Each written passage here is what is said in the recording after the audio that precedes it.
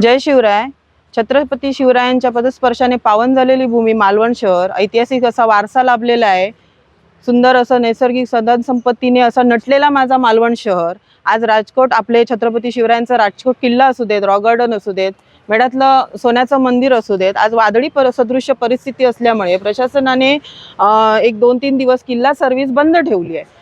तर त्या अनुषंगाने आलेला पर्यटक, सुट्टीचा हंगाम चालू आहे, दिवाळीचा हंगाम चालू आहे, आलेला पर्यटक हा राजकोट किल्ला आणि रॉक गार्डन कडे बऱ्यापैकी वळला. हे आपल्याकडे सोबत असणारे हे स्थानिक व्यापारी ज्यांनी आता आमच्या कानावर एक घटना घातली की रॉक गार्डन काळोखात आहे कालपासून.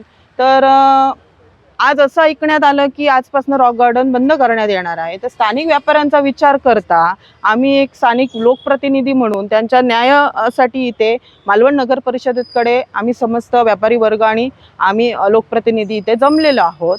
तर तात्काळ मालवण नगर परिषदेने बाहेर बोर्ड न लावता बंदचा तात्काळ त्याचं काय तांत्रिक बिघाड आहे तो तात्काळ आज त्याचा प्रॉब्लेम सॉल्व्ह करून रॉक गार्डन खुलं करावं, जेणेकरून आलेला पर्यटक हा निदान